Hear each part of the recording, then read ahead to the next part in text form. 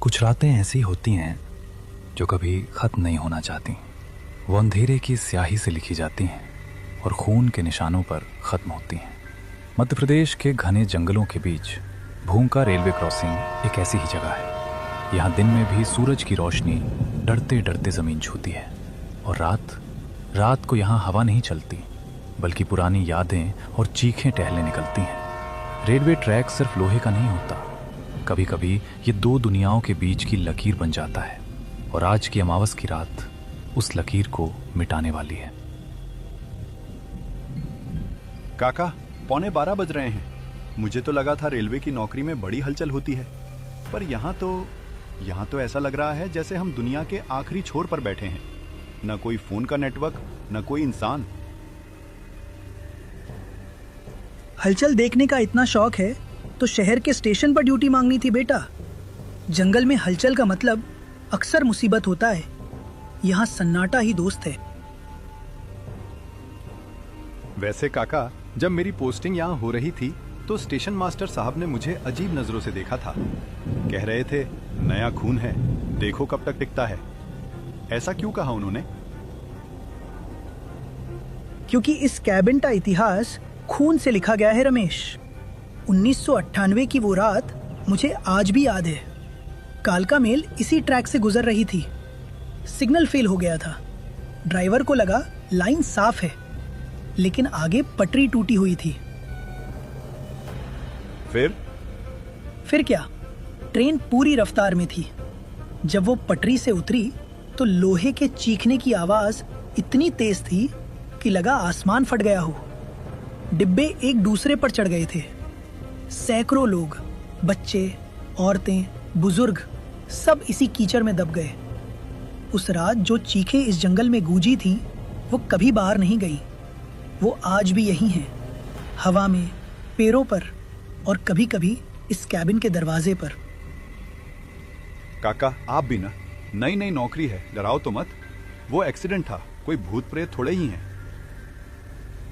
भूत नहीं बेटा, छलावा है। वो अतृप्त आत्माएं हैं जो आज भी सफर पूरा करना चाहती हैं। उन्हें जिस्म चाहिए, उन्हें आवाज चाहिए। तभी एक जोरदार धमाका होता है, कड़ कड़ धड़ाम।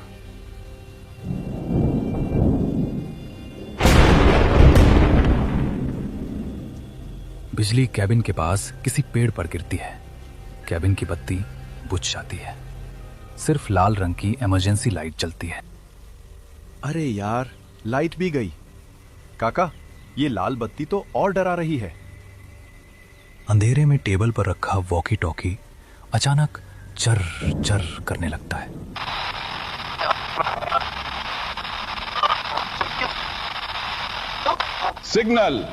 सिग्नल दो, गाड़ी आ रही है। शुक्र है स्टेशन मास्टर तिवारी जी का मैसेज है। कम से कम कोई तो जिंदा है। मैं जवाब देता हूं।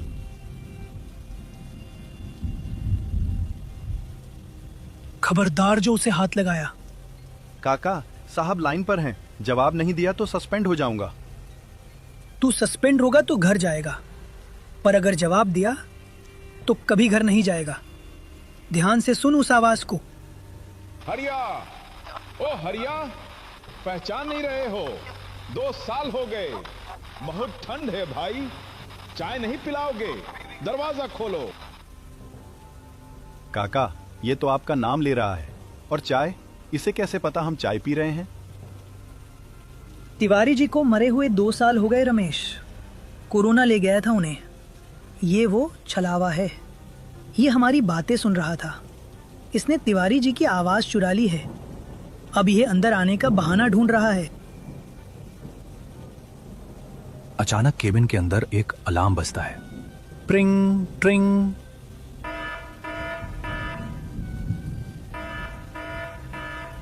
पैनल पर सिग्नल की लाइट ग्रीन से रेड हो जाती है।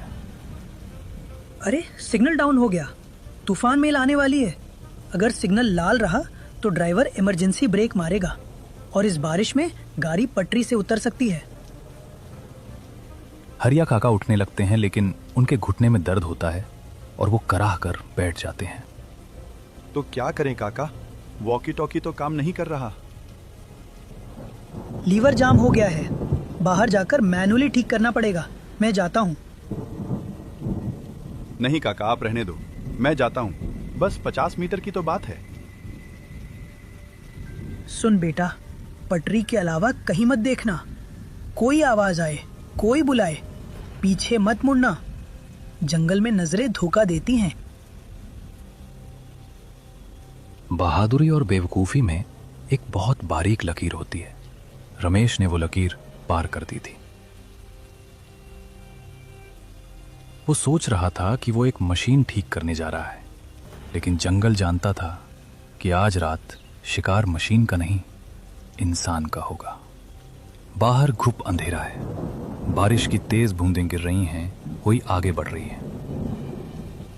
कुछ नहीं है, बस हवा है रमेश, बस हवा है। जल्दी से लीवर ठीक कर और अंदर भाग। रमेश लीवर के पास पहुंचता है। वो लीवर खींचने की कोशिश करता है, वो जाम है। तभी जंगल की झाड़ियों से एक रोने की आवाज आती है। बेटा, मेरी मदद करो, मेरा पैर फंस गया है। रमेश रुक जाता है। वो जंगल की तरफ घूमता है। पेड़ों के बीच एक लाल साड़ी का पल्लू हवा में उड़ता हुआ दिखता है। मुन्ना, मैं हूँ, रास्ता भटक गई हूँ, बहुत ठंड लग रही है। अब रमेश की मां की आवाज में बदल जाती है। रमेश की आंखों में आंसू आ जाते हैं। वो पटरी छोड़कर जंगल की तरफ 2 कदम बढ़ाता है।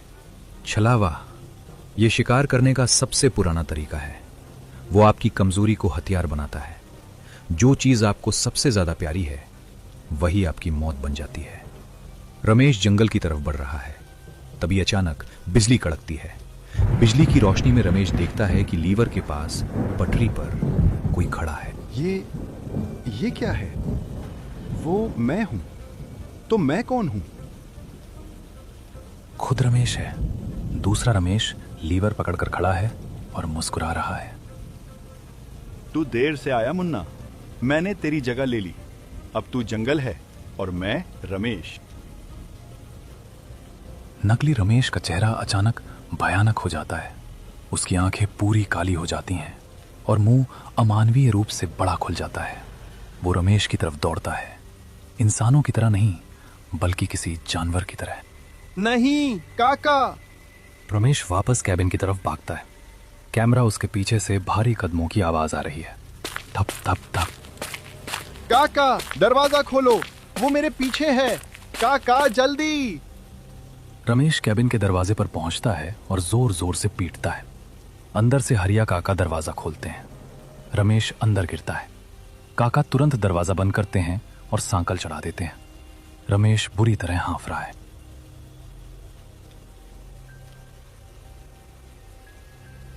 क्या हुआ? तूने उसे देखा? काका, वो मैं था। वो बिल्कुल मेरे जैसा था। वो मुझे मारने आ रहा है।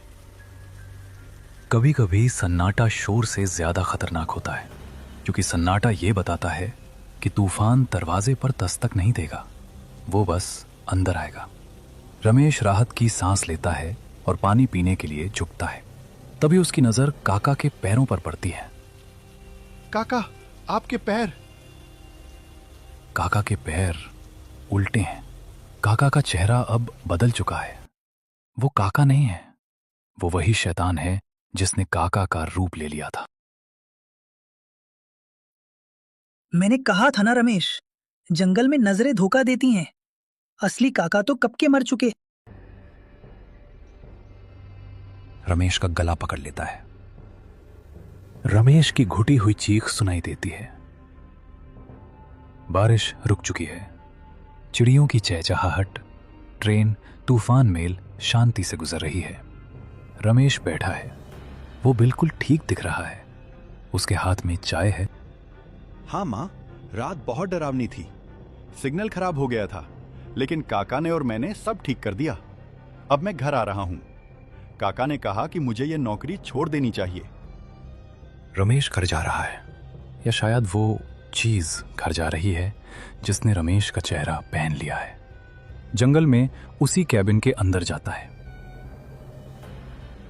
कैबिन पूरा टूटा फूटा है। मकड़ी के जाले लगे हैं। ऐसा लगता है यहां सालों से कोई नहीं आया। जमीन पर एक पुराना जंग लगा हुआ कंकाल पड़ा है जिसने रेलवे की वर्दी पहनी है, और उसके पास रमेश की लाश पड़ी है जिसकी आंखें खुली हैं और चेहरे पर खौफ है। रमेश का फोन जो लाश के पास पड़ा है बजता है। स्क्रीन पर लिखा है मां कॉलिंग। भूमिका, जंगल से कोई कभी वापस नहीं जाता, जो वापस जाता है वो कोई और होता है।